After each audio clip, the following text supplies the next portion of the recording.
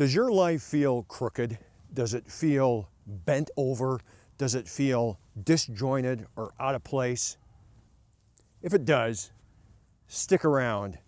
I have a story to tell you that I hope may help you correct some of those life posture problems. Hey, what's up everybody? How you doing? It's me, Robert Anthony, coming to you from Holt, Michigan. Actually on the playground of the elementary school, Sycamore Elementary School, upon which I played for kindergarten through the 5th grade. In fact, shot many baskets on this very basketball court as a child. Played on many of the still in place monkey bars, if you can believe it, across the spectrum of this. And that swing set over there is actually moved from way over there, which used to be pavement, and they've now planted grass. It's changed some, but this basketball hoop, that monkey bar rack, and that, I don't know, tubular thing that looks like a turtle, still in place there. Played on there. Didn't work out very well a couple of times as a boy on that there device. The other day, when I was in the camper, Joelle was still in bed and she was getting up and she was talking about how her neck was really stiff and really sore. And I immediately thought, there is a Robism in there if I've ever heard it. Let me explain to you what I'm talking about. If you're not familiar with this device, this is a posture control device. This is a brace that is put on and worn by people that want to try to correct a poor posture, a posture that through years of habit has become stooped, bent over, and frankly, just improper. These devices are not the end all, but they're an inexpensive fix that when you put them on, they have a natural tendency to pull your shoulders back. They pull your shoulders back and remind you by putting pressure on as you're trying to slouch forward that you need to stand upright and you need to have your shoulders back. Well, I started to think about that and I thought about how, metaphorically speaking, this applies to our entire lifetime. Our lifetimes are established and they're built. The habits that we develop start at a very young age, like at the elementary age, 1st grade, 2nd grade, 3rd grade. We develop habits and practices during those formative years that establish the precedent under which we're going to live primarily for the rest of our lives. It's in the way that we're parented, the teachers who have an influence over us at that age. That kindergarten through 3rd and 4th and 5th grade is where so many of the habits that we develop over the course of our life are developed and cemented. They're affirmed and they're reinforced, and oftentimes those give us really what amounts to a poor start or at least bad posture as it relates to our lifetime. I want to talk to you about how I think that you can use posture braces, if you will, metaphorically speaking, to help correct some of those problems. Let's delve into that just a little bit. Boy, they're a lot when you're 6'1½". Your feet don't dangle anymore. So as I was thinking about this, some of the ways that I was thinking about that life becomes disjointed or the posture of life becomes crooked can manifest itself in any number of ways, but some of the things that I thought about is obesity, becoming significantly overweight, or you might develop a habit of alcoholism. You might drink way too much. You could develop a drug dependency. If you've seen Dope Sick on Hulu, you see the catastrophe in this country of the Oxycontins and the oxycodones and these terrible, terrible heroin-related or drug-related issues that become habit-forming. In fact, I lost an uncle who committed suicide due to an addiction-fueled habit, and it just created a catastrophe in his life. I lost another uncle to drunkenness and extreme drug use. Whose lives, their just postures, their life posture became so bad and so unmanageable that they just didn't know how to correct it.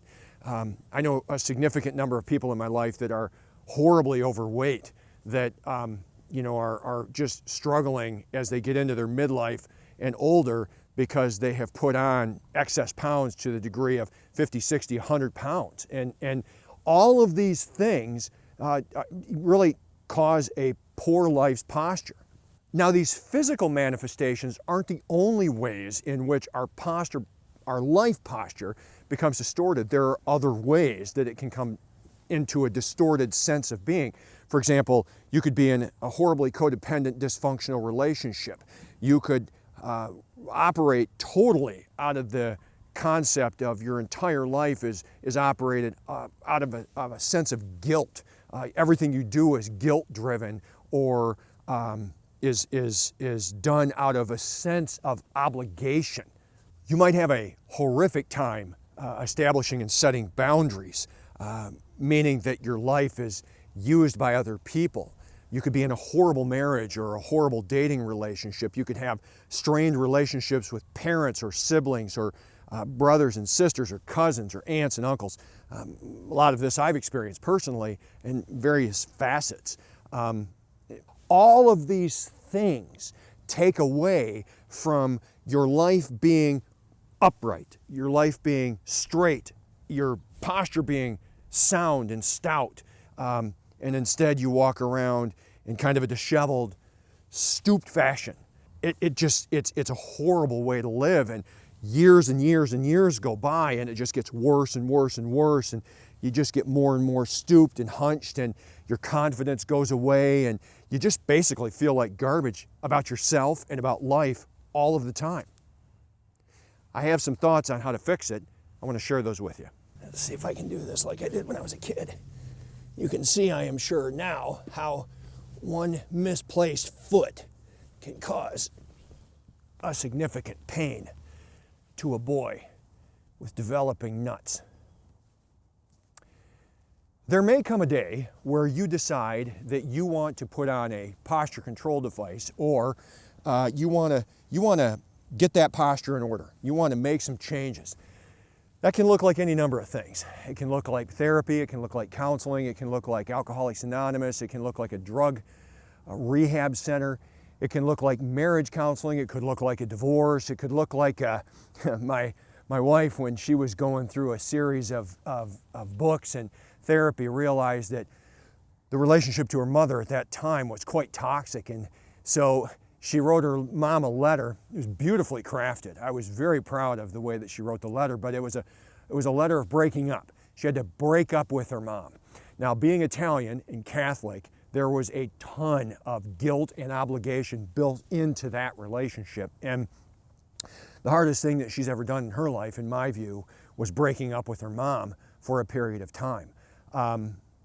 That was difficult. It meant separating herself from her mother for, I think it was about 2 years that she had no contact with her mother. But that decision on her part to do that began the process of healing toward getting a healthier relationship with her mom, to where now she's actually in Florida. She's going to be down there for a significant period of time. It's just Watson and I on the road, because what she's doing is she's there helping to care for her mother, not out of a sense of guilt, not out of a sense of obligation, but because she has the ability to be able to do so, and she loves her mother. And I'm happy to report that they have a very good, healthy relationship now. But that started with Joelle making a determination that she was going to put on the posture control device of setting some boundaries on a very controlling mother, and the mother having to go through the pain of learning how to navigate life, not being the dominant matriarch anymore in her daughter's life, but instead learning to love her as the grown adult that she is.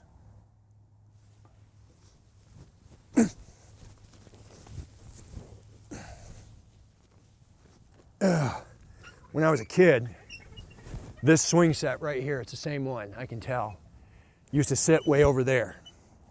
And it was on pavement, it was on concrete, not concrete, it was on blacktop, asphalt. And we would swing, and we would swing so high that we would try to spin these things all the way around. We would never be able to do that. But then we would, at times, we would jump off of these things, and lots of skinned knees on that. So Let me talk to you a little bit about what it takes and what you can look forward to should you make a decision that you are going to correct your posture. As I was thinking about this, there are three things that are going to cause you to not want to take the steps necessary to correct your posture. Fear and worry, or fear and anxiety, pain and cost. Of course, the fear and worry is about the pain and the cost, but let me talk about what that looks like and how you can overcome those things, and some encouragement so that you'll understand what you're getting yourself into as you decide to put on your metaphorical or proverbial postural brace and get your act together to change your life, to get things more cohesive, structurally sound. So there will be fear, and the fear is not unwarranted. Your whole life has been spent in a dysfunctional marriage, or you're 100 pounds overweight, or you have a lot of friends that you associate with in the circles upon which you play or run, or within that you run and play, I should say. So there's a fear, and the fear is naturally rooted in the fact that you know that something has got to give and something's going to change. And instinctively, you know as a human, it's probably going to hurt, and it's going to come at a significant cost. There's no doubt about that. All of these things are true. So you have a choice then. Do you want to let fear and worry and the anxiety of what this is going to feel like or what's going to happen cause you to not do the thing that you need to do? Are you going to look fear and worry in the face and give it the proverbial middle finger, or in fact a literal middle finger, and go forward? Or are you going to stay in the same mess, stooped over? That's the question. As an example, two examples. When I was 25, it was determined that I needed to have my tonsils out. I was petrified. I had never been put under the knife before. I had never gone under. And I feared what that was going to mean. I feared what that was going to feel like, what it was going to do. So much so that I actually had the surgery scheduled, and the day that I was supposed to go in, I canceled it, ultimately choosing to do it. But because I was afraid of the unknown of what that was going to feel like, both from a pain standpoint and what the aftermath would be, I canceled it. Again, ultimately going through with it, and all of my fears were realized. It was horribly painful, but in the long run it was worth it, which I'll get into in just a moment. Second example, in my 40s, when I turned 40 or 41, I had been living with hemorrhoids, a terrible problem, significant in my family, for so many years, and the pain was excruciating, and it caused all kinds of hygienic problems because it was a bad situation. They weren't small. And ultimately ended up making the decision to go in and get that looked at, and decided that I would have surgery. Now, you want to talk about being freaked out. Now, I'd already been under the knife once or twice at that point, so I was okay with that. But it was more just, what is this going to mean? And the doctor was very clear when we went through the consultation. It's going to be the worst pain you've ever experienced in your entire life. But in your situation, I'm counseling you, it's worth it. It's like, that's great. So similarly, in my first marriage of 23 years, I had gotten my life so disjointed and so off track through very many things that I had got myself involved to. We were in a bad place. When I was suicidal and decided I was going to go for counseling, the counselor at the time was a huge blessing to me, but he said to me, when I told him what I was doing, why I got involved with it, and I needed to get well, he said, in essence, the same thing. It's going to be the hardest thing you've ever done. It'll be worth it, but you need to count the cost. So that fear kicked in again, but I knew what that meant.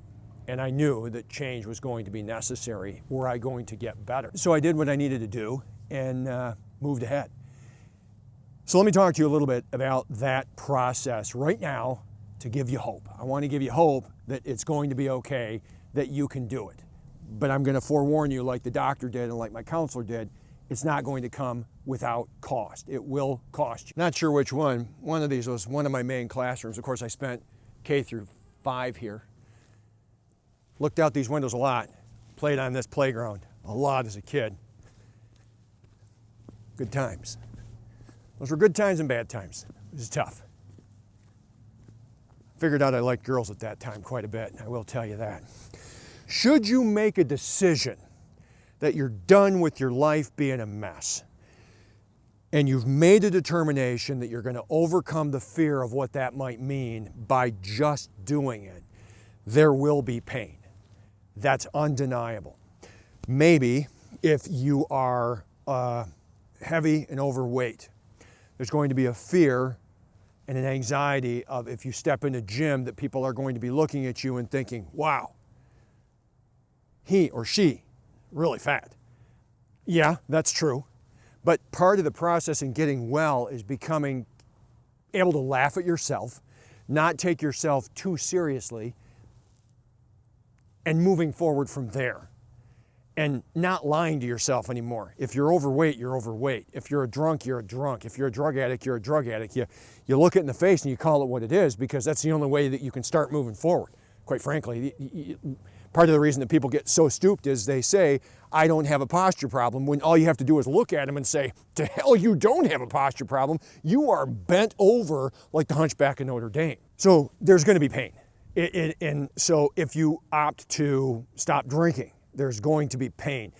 Some of the drugs that you can get on with some of these pain relievers that are, opioid based, for example, there is going to be withdrawals to the degree that you might need to be hospitalized to be able to wean your system off of it. I have seen countless stories of women and men who have tried to get off of these painkillers, for example, that have, it's just like worst pain of their life. What the body goes through in telling you that you still need this drug is excruciatingly, horrifyingly painful. But very similar to, if you should start to wear this, you will experience the same type of phenomena. You will have pain. It's interesting, but you can have pain from a poor posture. You'll have pain in your chest because your muscles are hinged. You're going to have pain in your shoulders. You're going to have pain in your neck. You're going to have pain in your scapula between your middle back. You're going to have pain in your lower back because you're walking around hunched. When you decide to start wearing this brace and you begin standing up straight, you'll develop different kinds of pain. You'll have pain in your neck.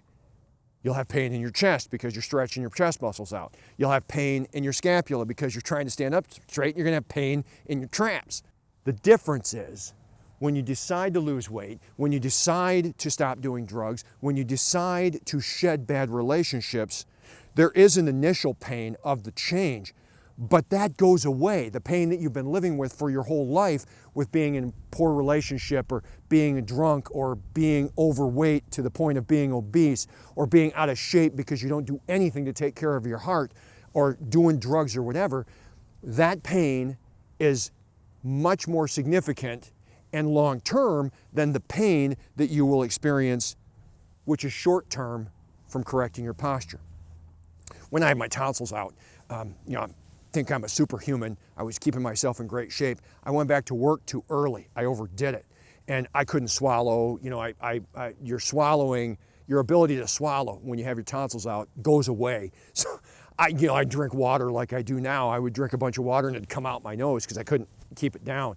That was pretty painful.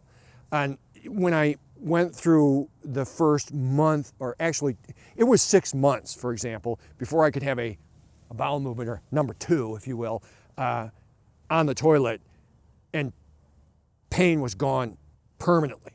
The first couple times that happened, I thought I was going to die. The doctor was not lying. It was by far the worst experience I've had in my life with regard to pain. And I've been hit by cars twice. I've had significant injuries while water skiing. There's been a lot of stuff that's happened to me that doesn't even come close to comparing. But the interesting thing is, I don't know if I do the hemorrhoidectomy again, but I do the tonsillectomy again, because all of the problems that I had from having tonsils disappeared within 6 months and never came back. I don't get sick hardly ever. I was collecting crud in my tonsils. It made my breath horrible. It was awful. All that's gone. I rarely get sick because my tonsils were malfunctioning. They were poor. They were a bad part of my system, and they needed to be dealt with. That's going to be your life. If you make a decision to do this, it's going to come with a cost. There will be pain. and it's something that you have to be prepared to deal with. But I can assure you that the choice to deal with it and the choice to do it, the choice to go through that, what will, I can almost assuredly guarantee you, be a temporary pain, in the long run will be a huge blessing in your life. Trust me, I'm telling you, that's just the way that it works. Don't know why this was the spot, but this is where I lined up every day to go into school, in those doors there, on this side door. Maybe it was just after recess in this spot here. I'm not sure. Let me tell you, as I'm closing this out, what I believe one of the biggest reasons are that people fail when they try to begin to correct their posture of life, when they try to begin to correct what it is that they're doing. With this brace, they tell you when you buy it and you get the instructions, don't wear it all day initially. Wear it for 15 minutes at a time, a couple times a day, I think. Just going from memory. Then extend the period of time that you wear it, increasing over 2 to 3 weeks until you can wear it the majority of the day. Like so many people, what happens is one will put this on because, like as people, we want it and we want it all now, right? Isn't that the way that we are? We do things to extreme, which is why we struggle with alcohol, why we struggle with addictions, because we get in these things where it's just like, it's never enough. It's never enough. It's never enough. And so when we decide that we want to fix it, we aren't willing to put in the necessary work and the commitment that's required long term to correct that posture. If you have a bad posture, if you're in a bad relationship, if you are overweight, if you are out of shape, if you are in a place where you are struggling emotionally with the people in your life, you will not fix that overnight. It is going to take determination, putting the brace on consistently, and sticking with it. That's the key. You have to keep putting one foot in front of the other and sticking with it. Funny. This was a common area when I was a small child. A big pine tree right there. I don't know. It was small. I don't even know if it existed. None of these trees were here. It was just open. The mistake that people make is they overdo it. They decide that they want to lose weight. They overdo it in the gym. And they cause themselves an undue amount of pain and stress. Like with my wife, wearing this in the neck, she's overwearing it. And so because there's the pain, she stops wearing it. And the posture correction never takes place. That's what happens in our lives. What we do is we decide that we're sick of something. We don't want to live like this anymore, and we do the extreme to try to eradicate it. Now, I'm not going to deny that in some cases the extreme isn't required. Checking yourself into a detox center, for example. Filing for divorce. Sometimes those things are required. They're just the only way that it's going to get better. More often than not, though, a properly planned workout program, along with curbing what you're eating, will help tremendously to slowly take the weight off. You didn't get into the state of dysfunction, whether that's in the way that you live in relationships, the way that you are physically, or the addictions that you have,